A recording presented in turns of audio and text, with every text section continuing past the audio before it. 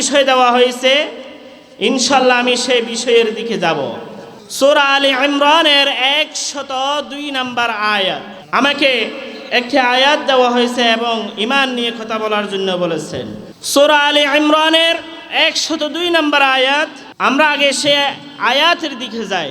আল্লাহ রাব্বুল আলামিন তার পবিত্র কালামুল্লাহ শরীফ, পবিত্র কালামুল্লাহ শরীফের সূরা আলে ইমরান 102 নম্বর আয়াত আল্লাহ রাব্বুল আলামিন বলেন, ইয়া আইয়ুহাল্লাযীনা আমানুত্তাকুল্লাহা হাক্কা তুকাতিহি ওয়া লা তামুতুন্না ইল্লা ওয়া আনতুম মুসলিমুন। আল্লাহু আকবার। আল্লাহ রাব্বুল আলামিন সূরা আলে ইমরানের 102 নম্বর আয়াত আল্লাহ রাব্বুল আলামিন বলেন, ইয়া আইয়ুহাল্লাযীনা আমানুত্তাকুল্লাহ, হে ঈমানদারগণ, হে মুমিনগণ, হে বিশ্বাসীগণ। বিশ্বাসী কারা? যারা স্বীকৃতি দিয়েছে লা ইলাহা ইল্লাল্লাহু মুহাম্মাদুর রাসূলুল্লাহ সাল্লাল্লাহু আলাইহি ওয়াসাল্লাম। যে ব্যক্তি আল্লাহ এক অদ্বিতীয় এটা স্বীকৃতি দিয়েছে, অন্তরে বিশ্বাস করেছে, যে ব্যক্তি রাসূলুল্লাহ সাল্লাল্লাহু আলাইহি ওয়াসাল্লাম আল্লাহ তাআলার পক্ষ থেকে একজন নবী রাসূল, যেটা মুখে স্বীকৃতি দিয়েছে, অন্তরে বিশ্বাস করেছে, আমরা তাদেরকে ঈমানদার বলে। ওই সমস্ত ঈমানদারের উদ্দেশ্যে আল্লাহ রাব্বুল আলামিন বলেন, ইয়া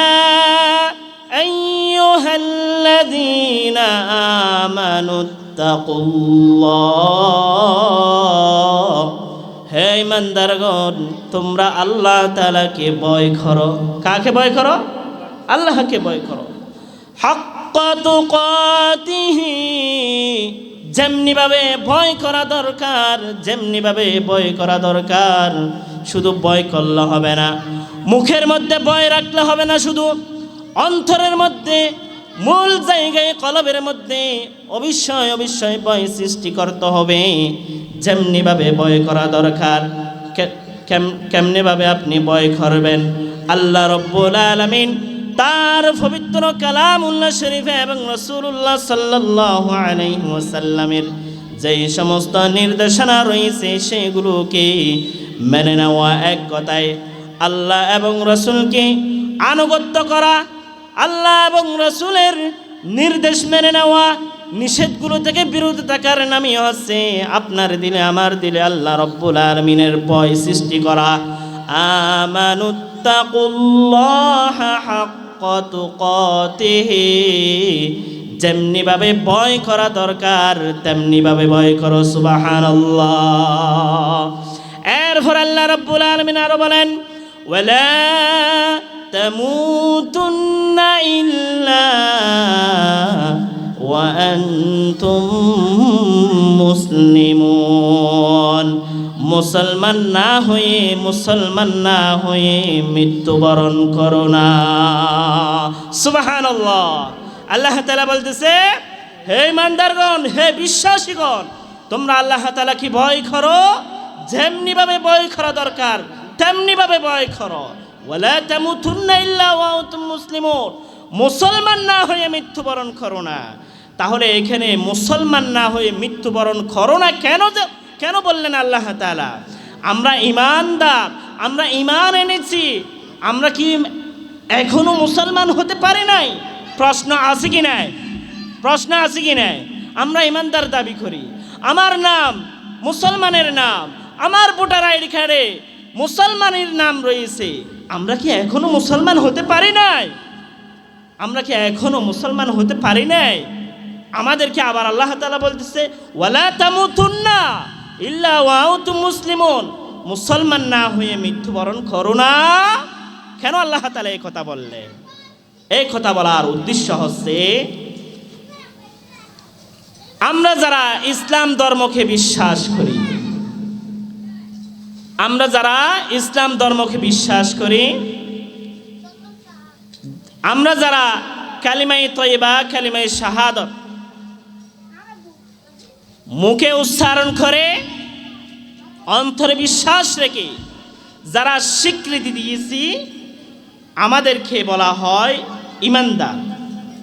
ঈমানুন থেকে মুমিনুন, ঈমানদার বা মুমিন বলা হয়। ঈমানদার এবং মুমিনের মধ্যে কোনো পার্থক্য নাই, একই শব্দ। ঈমানুন থেকে মুমিনুন এসেছে, আর ইসলামুন থেকে মুসলিমুন এসেছে। তাহলে আমরা যারা এই কালিমাগুলো স্বীকৃতি দিয়েছি, আমরা প্রথমে ঈমানদার হয়েছি। সেজন্য ঈমানদারদেরকে ওয়ালা তামুতুন্না ইল্লা ওয়া আনতুম মুসলিমুন তাফসীরের মধ্যে এসেছে, মুসলমান না হয়ে মৃত্যুবরণ করো না, মানে আল্লাহ এবং রাসূলের আনুগত্য না করে মৃত্যুবরণ করো না। সুবহানাল্লাহ। আল্লাহ এবং রাসূলের আনুগত্য মানে যে নির্দেশনাগুলো দিয়েছে, যে নিষেধগুলো করেছে, যেটা আমাদেরকে অর্ডার করেছেন, সেটা গ্রহণ করা। এক কথায়, সহজ ভাষায়, আল্লাহ এবং রাসূলের আনুগত্য না করে তোমরা মৃত্যুবরণ করবা। ওয়ালা তামুতুন্না ইল্লা ওয়া আনতুম মুসলিমুন, তোমরা মুসলমান না হয়ে, পরিপূর্ণ মুসলমান না হয়ে মৃত্যুবরণ করো না। আমরা যখন আল্লাহ এবং রাসূলের নির্দেশনা মোতাবেক চলব, আনুগত্যর মাধ্যমে, আমলের মাধ্যমে, তখন আমরা হয়ে যাব মুসলমান পরিপূর্ণ। সুবহানাল্লাহ। এরপর মুসলমানের পর আমাদের জন্য আরো কিছু কাজ রয়েছে, সেটা হচ্ছে তাকওয়া অর্জন করা। আর তাকওয়া থেকে মুত্তাকি, তাকওয়া অর্জন করলে মুত্তাকি হওয়া যায়। এরপরে আরো স্থান রয়েছে, সেগুলো হচ্ছে ইহসান, ইহসানুন থেকে মুহসিনুন। এইভাবে ঈমানদারদেরকে বিভিন্ন লেভেলে ভাগ করেছেন আল্লাহ তাআলা। সম্মানিত হাজরিন, আল্লাহ তাআলা আমাদেরকে এই সূরা আলে ইমরানের 102 নম্বর আয়াত থেকে শিক্ষা গ্রহণ করার জন্য আল্লাহ তাআলা তৌফিক দান করুন। ওয়ালা তামুতুন্না ইল্লা ওয়া আনতুম মুসলিমুন। আমরা যদিও মুসলমান দাবি করি, আমার নাম যদিও আমার ভোটার আইডি কার্ডের মধ্যে এখনো যদিও আমার নাম মুসলমানের নাম থাকে, আমরা মাঝে মধ্যে এমন কর্মকাণ্ড করি, আমরা মাঝে মধ্যে এমন কথাগুলো বলি, আমরা মাঝে মধ্যে আমাদের চেয়ার টিকিয়ে রাখার জন্য এমন শব্দগুলো বাহির করি যেটা বেঈমানও মুখ দিয়ে বাহির করে না, ঠিক কিনা?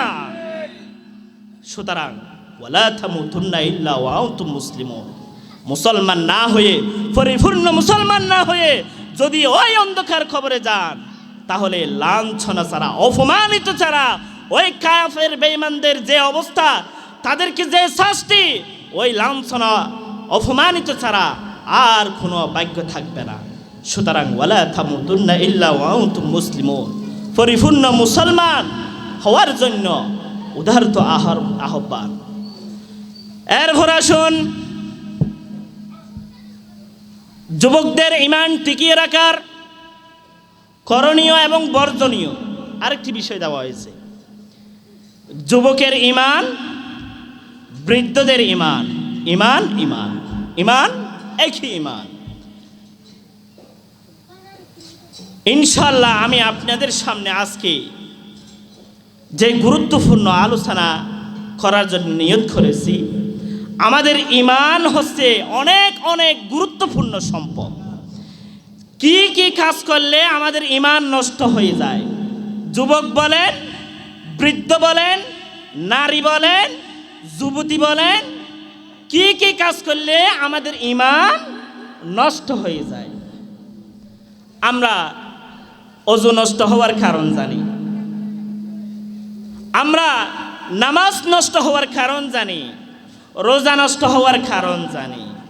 দুঃখের বিষয় হলো সত্য, আমাদের ভিতর অনেকে ঈমান নষ্ট হওয়ার কারণগুলো এখনো জানে না।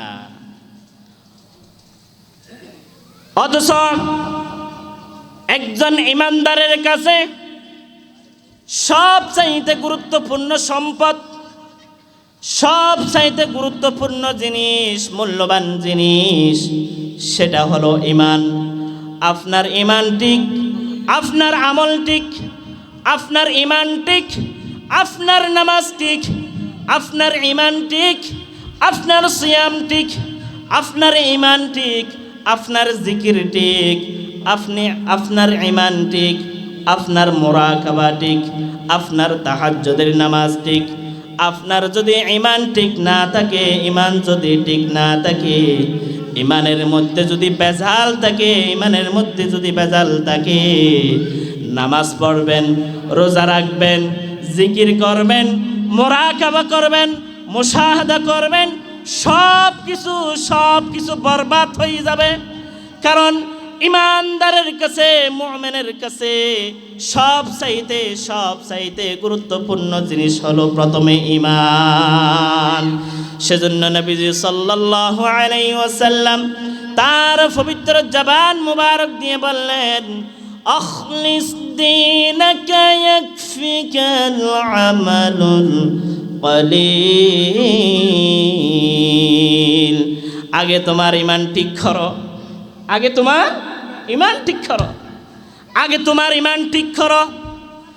অল্প আমল যদিও হয়, যদিও তোমার অল্প আমল হয়, যদিও তুমি পরিপূর্ণ নামাজ পড়তে পারো নাই, যদিও তুমি পরিপূর্ণ ইবাদত করতে পারো নাই, যেমনিভাবে দরকার ছিল ইবাদত করার, তেমনিভাবে আপনি যদিও পরিপূর্ণ ইবাদত করতে না পারেন, তোমার ঈমান যদি ঠিক থাকে, আমার ঈমান যদি ঠিক থাকে, রাসূলুল্লাহ সাল্লাল্লাহু আলাইহি ওয়াসাল্লামের হাদিস মোতাবেক অল্প আমল দিও নাজাতে যথেষ্ট হবে। সুবহানাল্লাহ।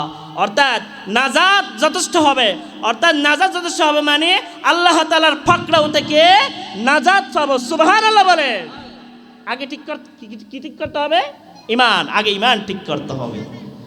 সুতরাং আমাদের অজান্তে এমনকি বিভিন্ন মানুষের প্রেসারের মধ্যে পড়ে সমাজের বাস্তবতা হচ্ছে আমাদের ঈমান মাঝে মধ্যে নষ্ট হয়ে যায়, আমরা নিজেরও টের পাই না কি কারণে ঈমান নষ্ট হয়ে যায়। আমরা পরিপূর্ণ না জানার কারণে আমার ঈমান নাই, কিন্তু নামাজে আমরা শামিল আছি, ঈমান আমাদের ঠিক নাই, নেক আমল করতেছি, আমরা সকালে ঈমানদার, আবার সন্ধ্যাবেলায় বেঈমান হয়ে যাচ্ছি, সন্ধ্যাবেলায় যদিও ঈমানদার, আবার সকাল হতে হতে আবার বেঈমানের তালিকার মধ্যে চলে যাচ্ছি। ঈমান কি কারণে নষ্ট হয় সেগুলো না জানার কারণে শুধুমাত্র। এক নাম্বার, আসুন আমরা কি কারণে ঈমান নষ্ট হয় সেগুলো জেনে নিই। এক নাম্বার হলো, এইগুলো শুধু যুবকের জন্য নয়, বৃদ্ধ বাবাজির জন্য নয়, মহিলাদের জন্য নয়, সমস্ত ঈমানদার নারী পুরুষ সকলের জন্য এক নাম্বার ঈমান নষ্ট হওয়ার কারণ হলো শিরক করা। কি করা? শিরক করা। শিরক কি সে সম্পর্কে একটু পরিচয় জেনে নিই। শিরক হলো আল্লাহর সৃষ্টিকে আল্লাহর সমতুল্য মনে করা, আল্লাহর কোন সৃষ্টিকে আল্লাহর স্থানের মধ্যে বসানো। আল্লাহ যেটা করতে পারে, আল্লাহ যেটা দিতে পারে, আল্লাহ যেটা আমার জন্য করতে পারে, সেটা যদি অন্য কেউ করতে পারে, অন্য কোনো বস্তু এবং অন্য কোনো আল্লাহর সৃষ্টি করতে পারে, এটা যদি বিশ্বাস রাখে, এক কথায় আল্লাহর সাথে শরীক করাকে বলা হয় শিরিক। এই শিরিক হচ্ছে মারাত্মক অপরাধ। কোনো ব্যক্তি যখন শিরিক করে, ওই ব্যক্তির আর ঈমান থাকে না, ওই ব্যক্তির ঈমান নষ্ট হয়ে যায়। শিরিকের মধ্যে দুই ধরনের শিরিক রয়েছে। শিরকে আকবার, দুই নম্বর হলো শিরকে আসগর। বড় শিরিক এবং ছোট শিরিক, আল্লাহর সিফাত নিয়ে, আল্লাহর পরিচয় নিয়ে, আল্লাহর মহান মহান কাজগুলো নিয়ে যারা আল্লাহর সাথে শরিক করে ওইটা হলো বড় শিরিক, শিরক আকবার।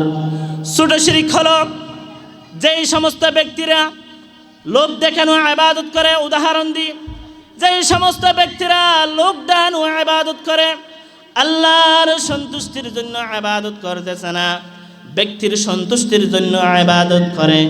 যেমন উদাহরণ দিই, নামাজ পড়তেছেন কার সন্তুষ্টির জন্য? কার সন্তুষ্টির জন্য? আল্লাহর সন্তুষ্টির জন্য। চেয়ারগুলো নিয়ে একটু কষ্ট করে যদি এখানে আসেন, চেয়ার নিয়ে আসেন, প্রয়োজন চেয়ার নিয়ে আসেন। নামাজ পড়তেছেন কার সন্তুষ্টির জন্য? আল্লাহ তাআলার সন্তুষ্টির জন্য। যদি আল্লাহ তাআলার সন্তুষ্টির জন্য নামাজ না পড়েন, লোকেরা আমাকে কি বলবে?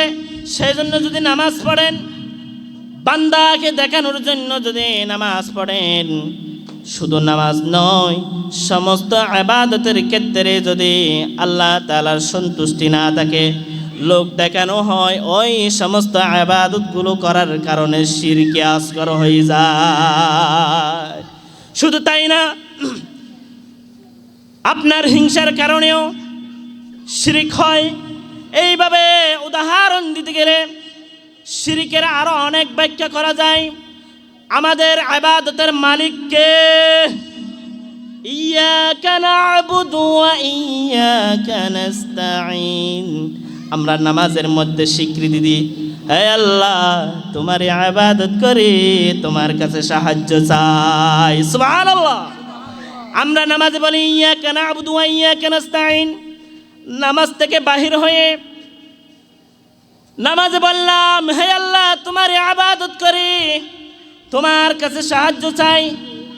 নামাজ থেকে বাহির হয়ে আমরা মাঝে মধ্যে আবার দেখি বিভিন্ন বাবার কাছে, মাজারের কাছে, বিভিন্ন জিনিসের কাছে, ওই ইহুদি খ্রিস্টান যেমন গাছ পূজা বাস পূজা করে, ঠিক তদ্রূপ আমরা আবার আল্লাহ তাআলার বিভিন্ন সৃষ্টির দিকে মোতওয়াজ্জি হয়ে আমরা বিভিন্ন সৃষ্টির কাছ থেকে সাহায্য খুঁজি। নাউযুবিল্লাহ। যেগুলো হক্কানি রব্বানি আলেম উলামারা আছেন, যেই সমস্ত আমাদের এলাকায় বুজুর্গগণ আছেন, ওগুলো হচ্ছে আমাদের সম্পদ। আমি ওদের বিরোধিতা করতেছি না, আমাকে মাফ করবেন। ওগুলো হচ্ছে আমাদের সম্পদ, আমরা ওদেরকে মোহাব্বত করি, ভালোবাসি। শুধুমাত্র তারা আল্লাহকে সন্তুষ্টি করেছে, তারা মকবুল বান্দা হয়েছে, আল্লাহর বন্ধুরূপে পরিণত হয়েছে, সেজন্য আমি তাদেরকে শ্রদ্ধা করি, ভালোবাসি। তাই বলে তাদের কাছে মাথা ঝুঁকানো, তাদের কাছে সাহায্য খোঁজা, এটা হচ্ছে শিরকে আকবরের মধ্যে পড়ে, শিরকে আকবরের মধ্যে পড়ে। সম্মানিত হাজরিন, আমরা অবশ্যই আল্লাহর ওয়ালিদের খবরে গিয়ে জিয়ারত করব, দোয়া করব। কিন্তু দোয়া করতে গিয়ে যেন এমন না হয়, ও আমার বাবা আমার পরীক্ষার রেজাল্ট ভালো করে দিন, আমার কোনো সন্তান নাই, আমাকে একটি সন্তান দিন, এটা যেন না হয়, শিরকে আকবর হয়ে যাবে। আল্লাহ রাব্বুল আলামিন শিরক সম্পর্কে সতর্ক করেন। আল্লাহ রাব্বুল আলামিন বলেন, ওয়া'বুদুল্লাহা ওয়ালা তুশরিকু বিহি শাইআ। আল্লাহ রাব্বুল আলামিন বলেন, তোমরা কেবলমাত্র আল্লাহর ইবাদত করো, আল্লাহর দাসত্ব করো, আর অন্য কোনো কিছুকে তার সঙ্গে শরীক করো না। নির্দেশকার আল্লাহ সুবহানাহু ওয়া তাআলা। সম্মানিত হাজরিন, শিরকের গুনাহ যদি করেন, আল্লাহ তাআলা মহান রাগান্বিত হয়। আপনি তিনটি কবুল বলার কারণে আপনার স্ত্রী যদি ফরকিয়া করে, আপনি রাগান্বিত হন না? আপনি অসন্তুষ্ট হন না? যে মহান রব্বুল আলামিন আপনাকে আমাকে দয়া করে, আপনাকে আমাকে মায়া করে সৃষ্টি করলেন, আপনাকে আমাকে এতটুকু পর্যন্ত আনলেন, হায়াত দিলেন, রিজিক দিলেন, সুস্থতা দিলেন, সমস্ত নিয়ামত সব কিছু রব্বে করিম দিলেন। সেই রব্বে করিমের সাথে অন্য কোনো ব্যক্তিকে যখন তুলনা করেন, তখন আল্লাহ সুবহানাহু ওয়া তাআলা কত যে রাগান্বিত হয় একটু চিন্তা করুন, কত যে রাগান্বিত হয় একটু চিন্তা করুন। শিরকি গুনার কারণে অনেক আলোচনা আছে শিরক সম্পর্কে। শিরকি গুনার কারণে আপনার আমার ঈমান নষ্ট হয়ে যায়। শিরকি গুনার কারণে আপনার আমার অতীতের আমলগুলো বরবাদ হয়ে যায়। আল্লাহ তাআলা সমস্ত ঈমানদারকে শিরকি কর্মকাণ্ড থেকে বাঁচার তৌফিক দান করুন, প্রত্যেকে বলে আমিন। এবার আসুন ঈমান নষ্ট হওয়ার দ্বিতীয় কারণ। ঈমান নষ্ট হওয়ার দ্বিতীয় কারণ হচ্ছে শরীয়তের কোনো বিধান অস্বীকার করা। শরীয়তের কোনো বিধান কি করা? অস্বীকার করা। যেমন আমাদের ভিতর অনেক নামাজি আছে, অনেক হাজি সাহেব আছে, অনেক নামদারি মুসলমান আছে যারা নামাজকে বিশ্বাস করে, রোজাকে বিশ্বাস করে, কিন্তু জিহাদকে বিশ্বাস করে না। জিহাদকে কি করে না? বিশ্বাস করে না। আচ্ছা আপনারাই বলুন, জিহাদ কি কোনো ব্যক্তির বানানো নাকি আল্লাহ তাআলার পক্ষ থেকে নির্দেশনা? আল্লাহ তাআলার পক্ষ থেকে নির্দেশনা। জিহাদের আয়াত কি কোরআনে নাই? জিহাদের কথা কি হাদিসে নাই? তো কোনো ব্যক্তি যদি জিহাদকে অস্বীকার করে, শুধু জিহাদ নয় শরীয়তের কোনো বিধানকে অস্বীকার করে, যেমন আমরা মাঝে মধ্যে দেখি এমন কিছু বন্ডফিরের মুরিদরা নামাজকে অস্বীকার করে। মারফত নিয়ে তারা ব্যস্ত, শরীয়ত নিয়ে ব্যস্ত নাই। সুতরাং এক কথায় শরীয়তের কোনো বিধান যদি কোনো নারী হোক পুরুষ হোক, কোনো ঈমানদার, সেটা যুবক হোক বৃদ্ধ হোক, সকলের জন্য সমান। শরীয়তের বিধান যদি কোনো ব্যক্তি অস্বীকার করে, খোদার কসম সে আর ঈমানদারের তালিকায় নাই, সে আর ঈমানদারের তালিকায় নাই। যদিও তার নাম মুসলমান থেকে গেছে, যদিও সমাজের মানুষ তাকে মুসলমান হিসেবে চিনে, কিন্তু আল্লাহ তাআলার তালিকায়, ঈমানদারের তালিকায় তার নাম নাই। আমার কথা নয়, আল্লাহ রাব্বুল আলামিনের কথা। সূরা আনআম 21 নম্বর আয়াত আল্লাহ রাব্বুল আলামিন তার পবিত্র কালামুল্লাহ শরীফে বলেন, ওয়ামান আযলামু মিম্মান ইফতারা আলাল্লাহি কাযিবান আও কাযযাবা বিআয়াতি ইন্নাহু লা ইউফলিহুজ যালিমুন। আল্লাহ রাব্বুল আলামিন বলেন, তার চেয়ে বড় জালিম আর কে হতে পারে? তার চেয়ে বড় জালিম আর কে হতে পারে যে আল্লাহর প্রতি মিথ্যারোপ করে কিংবা আল্লাহর আয়াত সমূহকে অস্বীকার করে। নাউজুবিল্লাহ। তার চেয়ে বড় জালিম মানে বুঝুন তো, তার চেয়ে বড় জুলুমবাজ কার উপর? আল্লাহর উপর। তাফসীরের মধ্যে এসেছে বড় জালিম মানে হলো আল্লাহ রাব্বুল আলামিনের আয়াতকে অস্বীকার করা, রাসূলুল্লাহর হাদিসকে অস্বীকার করা। সুতরাং এক কথায় শরীয়তের কোনো বিধানকে যদি আপনি অস্বীকার করেন, শরীয়তের কোনো বিধানকে, আল্লাহ তাআলার কোনো নির্দেশনাকে যদি আপনি অস্বীকার করেন, তাহলে আপনার মতন বড় জালিম দুনিয়ার মধ্যে আর কেউ নাই।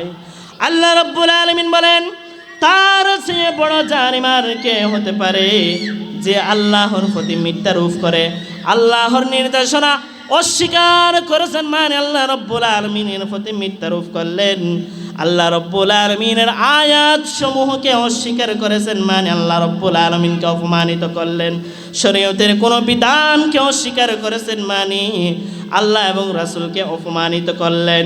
আপনি হচ্ছে বড় জালিম, আপনি হলেন বড় জালিম, আপনি হলেন বড় জালিম।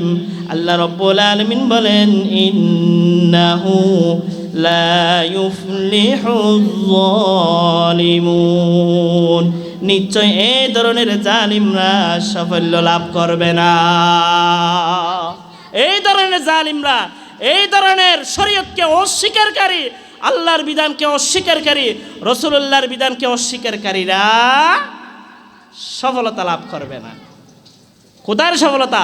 আখিরাতের সফলতা। দুনিয়ার মধ্যে যদি আপনি ঘর বাড়ি ধন দৌলত অট্টালিকা আপনার থাকার কোনো অভাব নাই, সব কিছু আছে, আল্লাহর কাছে আপনি একজন ফকিরের ঘরের ফকির হয়ে গিয়েছেন। আপনার ইমান নাই মানে আপনার কিচ্ছু নাই, ইমান নাই মানে আপনার কিচ্ছু নাই। শরীয়তের বিধানকে অস্বীকার করার কারণে আপনার ইমান নষ্ট হয়ে গিয়েছে। এরপরে আসুন 3 নম্বর কারণ, ইমান নষ্ট হওয়ার তৃতীয় কারণ, সুনিশ্চিতভাবে হারামকে হালাল মনে করা আর হালালকে হারাম মনে করা। হারামকে হালাল মনে করা আর হালালকে হারাম মনে করা, যেটা আল্লাহ এবং রাসূলুল্লাহ সাল্লাল্লাহু আলাইহি ওয়াসাল্লাম এবং ফিকাহের মাধ্যমে মুফতিগণ যেটাকে শরীয়তসম্মত ফতোয়া দিয়েছেন ওইটা বলতেছি না। আপনার মন চাইছে হালাল জিনিস একটাকে হারাম বানিয়ে ফেলছেন। যেমন হে যুবক ভাইরা, তোমাদের জন্য ওয়াজ নসিহত করার জন্য আমাকে বিষয় দিলেন। আমাদের যুব সমাজরা মাঝে মধ্যে জানাবে বিচারকে হালাল বানাই ফেলে, ঠিক কিনা? জানাবে বিচার যে হারাম, জানাবে বিচার যে হারাম, আমার যুবক যুবতী ভাইরা ভুলে যায় সেটাকে মাঝে মধ্যে হালাল বানাই ফেলে। আল্লাহর নামে শপথ করে জানাবে বিচারে লিপ্ত হয়। আল্লাহ এবং রাসূলকে বিশ্বাস রেখে মাঝে মধ্যে জানাবে বিচারে লিপ্ত হয়। সুতরাং সকলের জন্য বলতেছি, আপনি যদি হালালকে হারাম বানান, হারামকে যদি হালাল বানান, আপনি জেনে শুনে কোনো উজর ছাড়া আপনি যদি হালালকে হারাম বানান, হারামকে যদি হালাল বানান, আল্লাহ তাআলার অর্ডারের বিরোধিতা করার কারণে আপনার ঈমান নাই, আপনার ঈমান নাই, আপনার ঈমান নাই, ঈমান নষ্ট হয়ে গেছে। দলিল প্রমাণ কি? আল্লাহ রাব্বুল আলামিন সূরা তাওবার 29 নম্বর আয়াতের মধ্যে আল্লাহ রাব্বুল আলামিন বলেন, কাতিলুল্লাযীনা লা ইউমিনুনা বিল্লাহি ওয়ালা বিল ইয়াউমিল আখির ওয়ালা ইউহাররিমুনা মা হাররামাল্লাহু ورسوله ولا يدينون دين الحق من الذين أوتوا الكتاب حتى يعطوا الجزية عن يد وهم صاغرون الله رب العالمين বলেন, আল্লাহ রাব্বুল আলামিন তার প্যারা হাবিব মুহাম্মদুর রাসূলুল্লাহ সাল্লাল্লাহু আলাইহি ওয়াসাল্লামের উপর অর্ডার এসেছে আল্লাহ রাব্বুল আলামিনের পক্ষ থেকে। আল্লাহর হাবিব মুহাম্মদুর রাসূলুল্লাহ সাল্লাল্লাহু আলাইহি ওয়াসাল্লামের উপর অর্ডার এসেছে কিছু ব্যক্তির উপর যুদ্ধ করার জন্য। কিছু ব্যক্তির উপর যুদ্ধ করার জন্য কি অর্ডার এসেছে? কোন শ্রেণীর ব্যক্তিদের উপর? আল্লাহ রাব্বুল আলামিন বলেন, তোমরা যুদ্ধ করো আহলে কিতাবের ওই লোকদের সাথে যারা আল্লাহ ও হাসর দিবসের প্রতি ঈমান রাখে না, আল্লাহর প্রতি ঈমান রাখে না, হাসরের দিনের প্রতি ঈমান রাখে না, বিশ্বাস রাখে না, ওই সমস্ত ব্যক্তিদের উপর যুদ্ধ করো। রাসূলুল্লাহর প্রতি যারা বিশ্বাস রাখে না ওই সমস্ত ব্যক্তিদের উপর যুদ্ধ করো। এরপর আল্লাহ রাব্বুল আলামিন বলেন, যারা হারামকে হালাল বানায়, যারা হারামকে হালাল বানায়, হালালকে হারাম বানায়, ইচ্ছাকৃতভাবে মনের ইচ্ছা মতো হারামকে হালাল বানায়, হারামকে হালাল বানায়, হালালকে হারাম বানায়, ওই সমস্ত ব্যক্তিদের উপর যুদ্ধ করা নির্দেশ এসেছেন আল্লাহ তাআলার পক্ষ থেকে। সুতরাং এই আয়াতের তাফসীরের দিকে দেখলে বোঝা যায় যে সমস্ত ব্যক্তিরা ইচ্ছাকৃতভাবে হারামকে হালাল বানায়, হালালকে হারাম বানায়, ওই সমস্ত ব্যক্তিদের ঈমান নাই। টাকার জন্য হারাম রিজিকের জন্য হারাম রিজিকের জন্য। আল্লাহ এখানে আমি আরেকটি কথা বলে দিচ্ছি, সেটা হচ্ছে আল্লাহ এবং রসুলের নির্দেশনা মোতাবেক প্রয়োজনে হারামকে হালাল বানাতে পারবে। যেমন একজন ব্যক্তি এমন সফরে আছেন যেখানে কোনো খাবার নাই, হারাম শুকুরের গোশত খাওয়া তার জন্য কি আছে, জায়েজ আছে।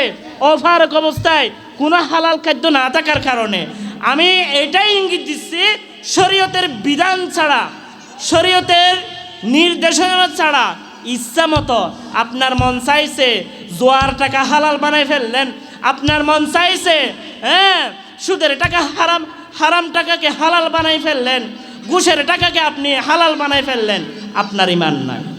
আপনার কি নাই? ঈমান নাই। সুতরাং আল্লাহ তাআলা আমাদেরকে বুঝার তৌফিক দান করুক। এরপর হচ্ছে এ বিষয়ে আরও অনেক দলিল রয়েছে, আমি এই কথাগুলো একটু গুছিয়ে বলার জন্য আমি সময় বাড়াচ্ছি না। এরপর হচ্ছে 4 নাম্বার ঈমান নষ্ট হওয়ার 4 নাম্বার কারণ, যুবক যুবতী বৃদ্ধ সকল নারী পুরুষ সকলের জন্য 4 নাম্বার, সেটা হলো কি ধর্ম নিরপেক্ষ মতবাদ। ধর্ম নিরপেক্ষ মতবাদ কুফরি মতবাদ। বলেন ধর্ম নিরপেক্ষ মতবাদ কুফরি মতবাদ। ধর্ম হচ্ছে একটি বিধান, ধর্ম একটি কি, ইন্নাদ-দীনা ইনদাল্লাহিল ইসলাম। ইসলাম হচ্ছে আল্লাহ তাআলার পক্ষ থেকে একটি মনোনীত ধর্ম, যেটা আল্লাহ তাআলা, যে ধর্মের উপর আল্লাহ তাআলা সন্তুষ্ট আছেন, আল্লাহ তাআলার পক্ষ থেকে দেওয়া ধর্ম। আমাদের সেই ধর্মকে যদি গোলালো বানাইতে চান, গোলালো যেমন আপনি মুরগিতেও ব্যবহার করবেন, আপনার প্রয়োজনে আপনি আবার বিরিয়ানিতেও ব্যবহার করবেন, প্রয়োজনে শুটকি মাছও ব্যবহার করবেন, আপনার ইচ্ছা মতো আপনি ধর্মকে ব্যবহার করতে পারবেন না। আপনি মুসলমান দাবি করে আপনি বলবেন এই সংসদ ইসলাম দিয়ে চলবে না, মসজিদ ইসলাম দিয়ে চলবে। ধর্ম নিরপেক্ষ মতবাদ, ধর্মকে নিরপেক্ষ মনে করা মানে আপনি কোনো ধর্মের মধ্যে নাই, আপনি কোনো ধর্মের মধ্যে নাই। সুতরাং আপনি যদি হয়ে থাকেন মসজিদে যেমন ইসলামকে বিশ্বাস করেন, সংসদেও ইসলামকে বিশ্বাস করতে হবে। আপনি যেমন মক্কা মদিনায় গিয়ে জিয়ারত করে আসেন, ধর্মকে বিশ্বাস করে সংসদ ভবনেও ধর্মকে বিশ্বাস করে কাজ করতে হবে। সেখানে আপনি ধর্ম নিরপেক্ষ হয়ে কোনো ধর্মের পক্ষ না নিয়ে ইহুদি খ্রিস্টানকে নাস্তিকদেরকে আপনি খুশি করবেন, আপনি মুসলমানের কলিজায় আগুন লাগিয়ে দিয়েছেন। ঠিক কিনা? মুসলমানের কলিজায় আগুন লাগিয়ে দিয়েছেন। ধর্ম নিরপেক্ষ এটা স্বীকৃতি দেওয়া মানে কুফরি মতবাদ স্বীকৃতি দেওয়া। কোনো ইমানদার, কোনো নামাজি, কোনো মুত্তাকি ব্যক্তি ধর্ম নিরপেক্ষ মতবাদ বিশ্বাস করতে পারে না।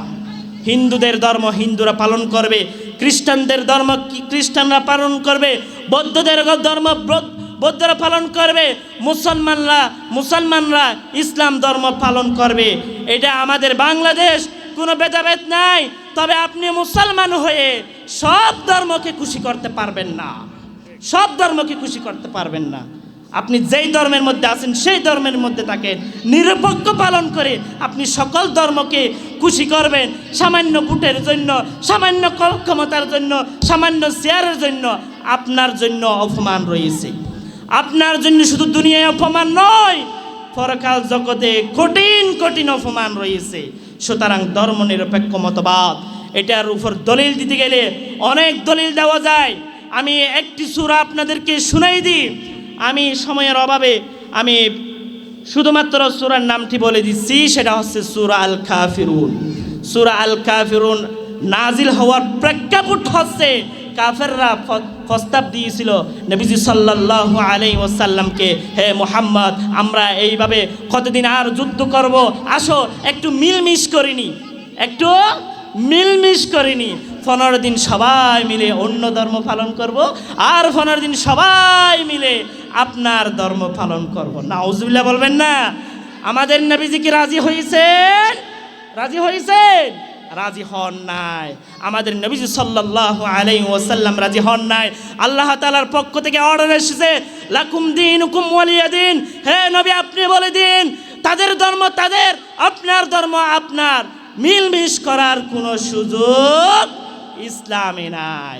সুতরাং ধর্মনিরপেক্ষ মতবাদ বলে মুসলমানের কলিজায়, ইমানদারের কলিজায় আঘাত করলে এটা কোনো মুসলমান ইমানদার বরদাস্ত করবে না। সম্মানিত হাজিরিন, কোনো ব্যক্তি এই মতবাদকে বিশ্বাস করে তার ইমান চলে যায়। এরপর ৫ম নাম্বার, সময় তো চলে গিয়েছে, আমি জামাত কটায় ৮টায় না, এরপর ৫ম নাম্বার সেটা হলো ৮:১৫ আলোচনা করো। এরপর হচ্ছে ৫ম নাম্বার, সেটা হচ্ছে ইসলামের কোনো বিধান অপছন্দ করা বা বিদ্বেষ রাখা। আমরা মাঝে মধ্যে ইসলামের বিধানের প্রতি কি রাখি? বিদ্বেষ রাখি।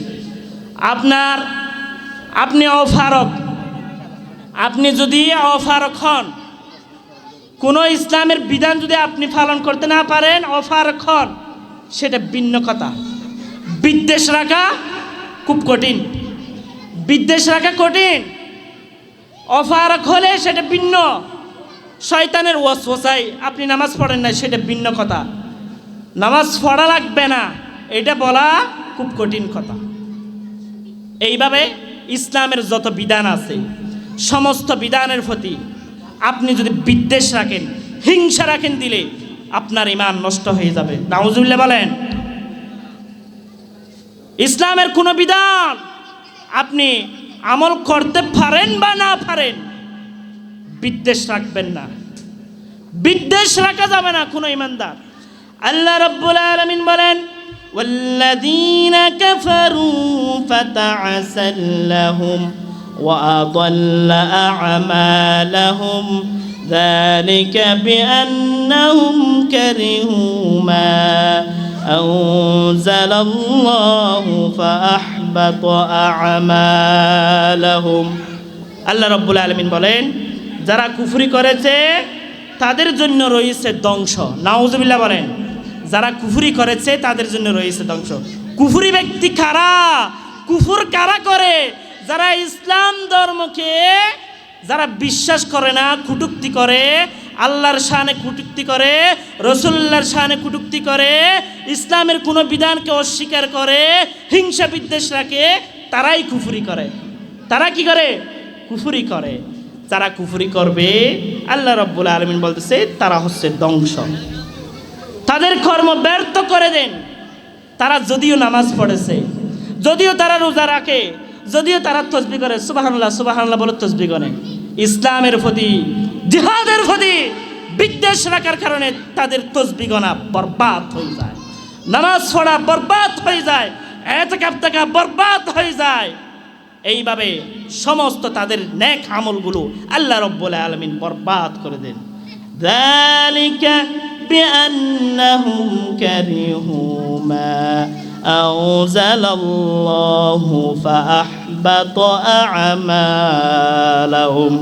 কারণ আল্লাহ তাআলা যা নাজিল করেছেন ওরা তা অপছন্দ করেছে, সেজন্য তাদের আমলগুলো, নেক আমলগুলো, আমলে সালেহগুলো, নামাজ, রোজা, হজ, যাকাত, দান, সাদকা, তাসবিহ গানা, ইতিকাফ থাকা, সমস্ত নেক আমলগুলো বরবাদ করে দেন। শুধুমাত্র দ্বীনের কোনো বিধানের প্রতি হিংসা বিদ্বেষ, দ্বীনের কোনো বিধানকে অস্বীকার করার কারণে, কুফরি করার কারণে। সম্মানিত হাজিরিন, দ্বীনের কোনো বিধান, সেটা যেটাই হোক না কেন, যেটাই হোক না কেন, ইসলামের বিধান অস্বীকার করার, অপছন্দ করার, হিংসা বিদ্বেষ রাখার কোনো ঈমানদারের অধিকার নাই। আমল করতে না পারলে সেটা ভিন্ন। শয়তানের ওয়াসওয়াসায় এবং আপনার গাফিলতির কারণে আমল করতে না পারলে সেটা ভিন্ন কথা, কিন্তু বিদ্বেষ রাখা কঠিন কথা। আল্লাহ তাআলা বুঝার তৌফিক দান করুন। এরপর 6 নাম্বার হলো মুসলমানের বিরুদ্ধে তাগুতকে সহযোগিতা করা। মুসলমানকে মারার জন্য, মুসলমানকে মারার জন্য যুগ যুগ ধরে, যেমন ফিলিস্তিনের মুসলমানদেরকে মারার জন্য যুগ যুগ ধরে বহু ইসলামী রাষ্ট্র, যাদেরকে আমরা ইসলামী রাষ্ট্র বলি, বহু ইসলামী রাষ্ট্র সহযোগিতা করে যাচ্ছে, ঠিক কিনা? এইভাবে যুগ যুগ ধরে মুসলমানের বিরুদ্ধে ষড়যন্ত্র করার জন্য, মুসলমানের বিরুদ্ধে অস্ত্র ধরার জন্য যুগ যুগ ধরে আমাদের নামদারি কিছু মুনাফিক মার্কা মুসলমান তারা সহযোগিতা করে যাচ্ছে। আরে ভাই, ফিলিস্তিনের মুসলমানের শিশুদের কান্নার আওয়াজ তোমার কানে কি লাগে না? ফিলিস্তিনি ভাইদেরকে যে ফুড়িয়ে সরকার করে দিচ্ছে, তাদের ঘর বাড়ি ধ্বংস করে দিচ্ছে, ওই সময় তোমার কলিজা কি কাঁদে নাই? তোমার কলব কি কাঁদে নাই? ইরাকে যখন মারতেছে, এখন কিছু আমাদের দেশের সুবিধাবাজি যারা এই রুমের মধ্যে বসে বসে দিন কায়েম করতে চায়, তারা ফতোয়া দিচ্ছে, তারা ইরানের বিপক্ষে কথা বলতেছে। নাউজুবিল্লাহ বলে। ইরানের সাথে আমাদের মত পার্থক্য থাকতে পারে, সেটা বিষয় নয়। তাই বলে আমি একজন ইহুদির বংশকে সহযোগিতা করব, একজন ইহুদির বংশকে আমরা সহযোগিতা করে আমার ফিলিস্তিনি ভাইদের উপর যুগ যুগ ধরে নির্যাতন নিপীড়ন চালাচ্ছে। আমার শুধু ফিলিস্তিনের ভাই নয়, বিভিন্ন মুসলিম রাষ্ট্রের উপর নির্যাতন চালাচ্ছে। ওই ইসরায়েলি বংশদের কেমনিভাবে আপনি আবার মুসলমান দাবি করে পক্ষ নেন? নাউজুবিল্লাহ বলেন। আমার কথা নয়, আল্লাহ রাব্বুল আলামিনের কথা। তার পবিত্র কালামুল্লাহ শরীফে বলেন, ইয়া আইয়ুহাল্লাযীনা আমানু লা তাত্তাখিযুল ইয়াহুদা ওয়ান নাসারা আউলিয়া বা'দুহুম আউলিয়া বা'দ ومن يتولهم منكم فإنه منهم إن الله لا يهدي القوم الظالمين আল্লাহ রাব্বুল আলামিন বলেন, ইয়া আইয়ুহাল্লাযীনা আমানু, হে ইমানদারগণ, তোমরা ইহুদি খ্রিস্টানকে বন্ধুরূপে গ্রহণ করো না। তারা পরস্পরের বন্ধু, তোমরা ইহুদি খ্রিস্টানকে বন্ধুরূপে গ্রহণ করো না। আর তোমাদের মধ্যে যে তাদের বন্ধুরূপে গ্রহণ করবে, সেও তাদের মধ্যে শামিল হয়ে যাবে। নাউজুবিল্লাহ। ইহুদি খ্রিস্টানকে আপনি বন্ধু হিসাবে নিছেন? হ্যাঁ, মুসলমানকে মারার জন্য বন্ধু হিসাবে নিছেন, ইসলামের ক্ষতি করার জন্য বন্ধু হিসাবে নিছেন। আপনি মনে করেছেন তাদের বন্ধু নিয়ে আপনি খাঁটি ইমানদার হয়ে গেছেন। আল্লাহ রাব্বুল আলামিনের নির্দেশ মোতাবেক আপনিও ওই ইহুদি খ্রিস্টানদের সাথে হাত মিলার কারণে ইহুদি খ্রিস্টানদেরকে আপনি সহযোগিতা করেছেন। শুধুমাত্র ইসলামের ক্ষতি করার জন্য যদি আপনি সহযোগিতা করে থাকেন, তাহলে আপনার নিয়তের মধ্যে যদি গোলমাল থাকে, মুসলমানকে মারার জন্য যদি সহযোগিতা করে থাকে, আপনি আর ইমানদার নাই, আপনি আর মুসলমান নাই, ওই ইহুদি খ্রিস্টানের কাতারে আপনিও চলে গিয়েছেন। নাউজুবিল্লাহ। তাহলে ইমান টিকিয়ে রাখতে গেলে ইহুদি খ্রিস্টানকে মুসলমানের বিরুদ্ধে অস্ত্র ধরতে সহযোগিতা করা যাবে না। বলেন, সহযোগিতা করা যাবে না। সম্মানিত হাজিরিন, আল্লাহ তাআলা আমাদেরকে বুঝার তৌফিক দান করুক। এই বিষয়েও আরও অনেক দলিল রয়েছে। সপ্তম নাম্বার বলে আমি সমাপ্ত করে দিচ্ছি। সপ্তম নাম্বার হলো, আল্লাহর প্রতি যদি আল্লাহর সৃষ্টি নিয়ে বা আল্লাহকে নিয়ে যদি কোনো ব্যক্তি কুটুক্তি করে, রাসূলুল্লাহ সাল্লাল্লাহু আলাইহি ওয়াসাল্লামের শানে যদি কোনো ব্যক্তি কুটুক্তি করে, ইসলামের সাথে কোনো ব্যক্তি গাদ্দারি করে, যদি কোনো ব্যক্তি কুটুক্তি করে, তাহলে ওই সমস্ত ব্যক্তিদেরও ঈমান নষ্ট হয়ে যায়। আল্লাহ তাআলা আমাদেরকে বুঝার তৌফিক দান করুক। ঈমান নষ্ট হওয়ার কারণ বলেছি আমি 1 থেকে 7 নাম্বার পর্যন্ত। এছাড়াও আরও কিছু বাকি থাকতে পারে, এগুলোকে ভাগ করলে বা বিশ্লেষণ করলে, ব্যাখ্যা করলে আরও কিছু বাহির হবে। আল্লাহ তাআলা আমি যেগুলো সংক্ষেপে যে কথাগুলো বলেছি, এই কারণগুলো থেকে আমরা যারা ইমানদার দাবি করি, মুমিন দাবি করি, যারা আমরা এক আল্লাহর প্রতি বিশ্বাস রাখি, রাসূলুল্লাহর প্রতি বিশ্বাস রাখি, কোরআন সুন্নাহর প্রতি বিশ্বাস রাখি, ইসলামের প্রতি যারা বিশ্বাস রাখি, কিয়ামতের প্রতি যারা বিশ্বাস রাখি, আমাদেরকে যেন আল্লাহ তাআলা সে ঈমান নষ্ট হওয়ার কারণগুলো থেকে বাঁচার তৌফিক দান করুক। প্রত্যেকে বলে আমিন। আমি যে কথাগুলো বলেছি নিরপেক্ষভাবে কোরআন হাদিস থেকে কথাগুলো বলেছি, আল্লাহ তাআলা সর্বপ্রথম আমাকে এবং সকলকে আমল করার তৌফিক দান করুক। ওয়া মা আলাইনা ইল্লাল বালাগ। আসসালামু আলাইকুম ওয়া রাহমাতুল্লাহি ওয়া বারাকাতুহু।